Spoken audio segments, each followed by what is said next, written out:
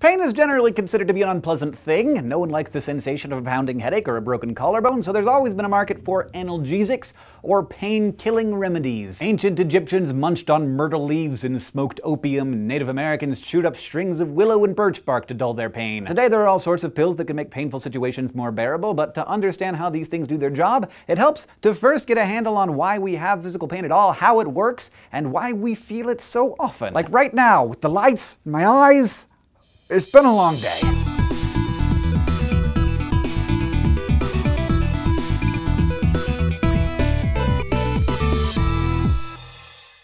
Although most of us go to great lengths to avoid it, pain is good for us because it helps us protect ourselves from the world. Pain means the body is damaged or under distress. It keeps us from doing stuff that is not in our self-interest by making that lack of self-interest very obvious. Ouch is your brain saying stop, back away from the flame, or porcupine, or wasp nest before you suffer further damage.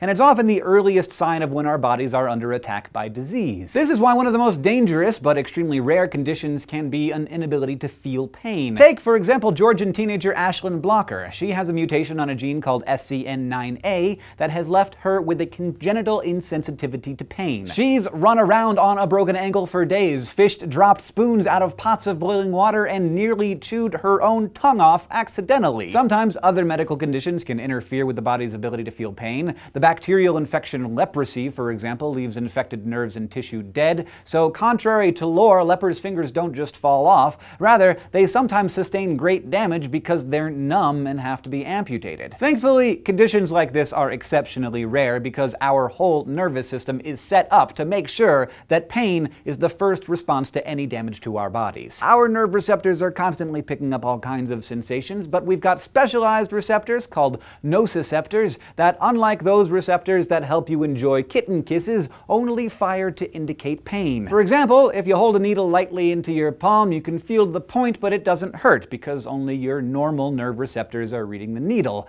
But if you start slowly pushing on the needle, at some point it'll hit the nociceptive threshold, and then ow. The pain hopefully makes you stop digging the needle into your flesh. Now, if the pain is the result of something more severe, like tissue or cell damage from falling on your tailbone or slicing your finger on the can opener, your body starts sending waves of tuning chemicals to your bruised bum or bloody finger. These chemicals lower your nociceptor pain receiving threshold even more. That's why if you touch a cut or other open wound barely, it hurts more. Those tissues have higher levels of tuning chemicals that warn against further damage. Kind of like adding insult to injury, I know, but these chemicals are not only the root causes of our pain, they're also the targets that scientists look for to kill the pain. Think of these compounds as locks and keys. One of the main chemicals that damaged cells release in your body is called arachidonic acid.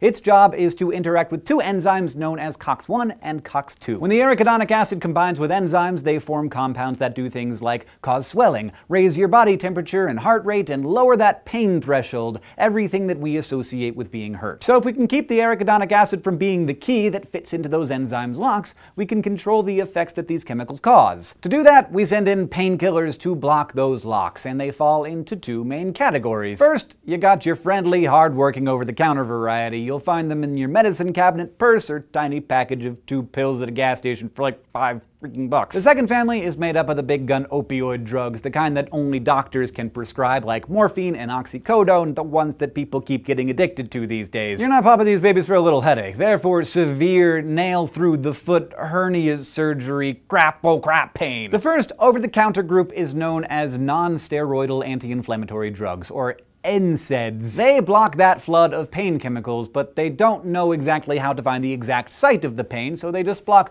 all of those pain-signaling COX enzymes, preventing them from sounding the pain alarm. Aspirin, also known as acetylsalicylic acid, was first isolated by German chemist Felix Hoffmann in 1897 for the Bayer Company, and its key pain-relieving compound is salicin. And that is found in that willow bark that our ancestors were munching on back in Hippocrates' day. Salicin metabolizes into salicylic acid, which disables the COX-1 enzyme particularly well. Here, aspirin's working like a key that breaks off in the lock lock that blocks all other keys from getting in. This means no pain-increasing arachidonic acid gets into the enzymes, which means no pain for as long as those blocked enzymes are in your system. Ibuprofen, often marketed as Advil and Motrin, was first derived from propionic acid in the 1960s as a treatment for rheumatoid arthritis. And it works a little differently from other NSAIDs. It blocks arachidonic acid from getting into the enzyme sites responsible for pain, but rather than permanently breaking off like aspirin, ibuprofen just sort of sits there for a while and is eventually spit out by the enzyme lock. Naproxen sodium, including the drug Aleve, is another class of NSAID that also works by inhibiting COX enzymes. Finally, acetaminophen, or paracetamol, commonly branded as Tylenol, is an over-the-counter drug that is not an NSAID. It only takes effect after the tuning chemicals have bonded with the enzymes,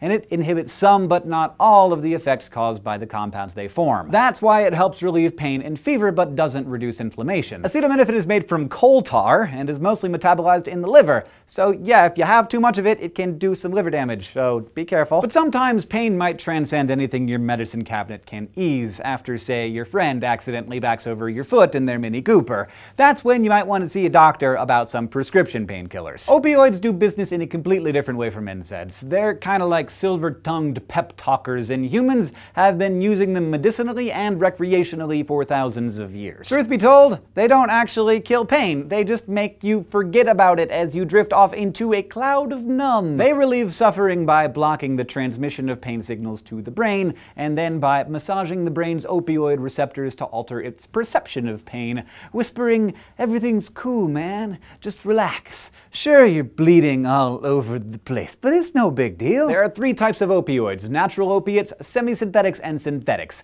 Natural opiates, like morphine and codeine, are derived right from the old opium poppy plant. Not a coincidence, by the way, that Dorothy and her friends got all sleepy and chill in that poppy field outside the Emerald City in Oz. Morphine is the active ingredient in opium, and it was first extracted in its purest form in the early 1800s to become a commonly used painkiller during the Civil War. Before that, fainting ladies sipped laudanum, or opium diluted in alcohol, to calm their nerves. But lots of people were enjoying the mellowing effects of morphine a little too much. So in the 1870s, chemists started working on an alternative, and they came up with a doozy, about twice as potent and equally addictive: heroin. Heroin lives in the semi-synthetic opioid branch of painkillers, right next to other highly addictive prescription bad boys like oxycodone. Chemist C.R. Alder Wright created heroin by adding two acetyl groups to a naturally occurring morphine molecule. When used medicinally to treat extreme pain, it's known as diamorphine. When it's used illegally on the street, it's called smack, dope, H, junk, etc., and you can watch The Wire to learn all about it. By 1905, things were bad enough that the U.S. Congress banned opium and soon passed the Pure Food and Drug Act, which required medicines to list their contents on a label.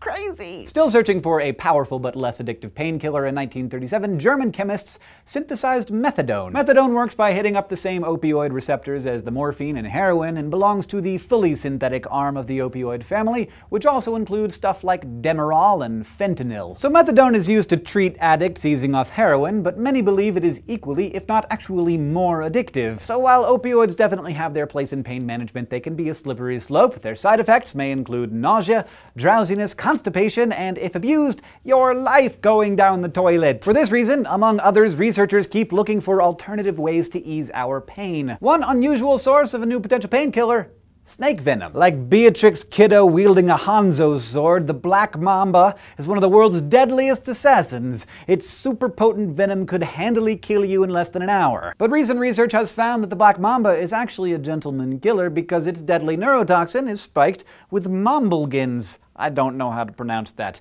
but it is a painkiller as potent as morphine that eases the exquisite pain of impending death.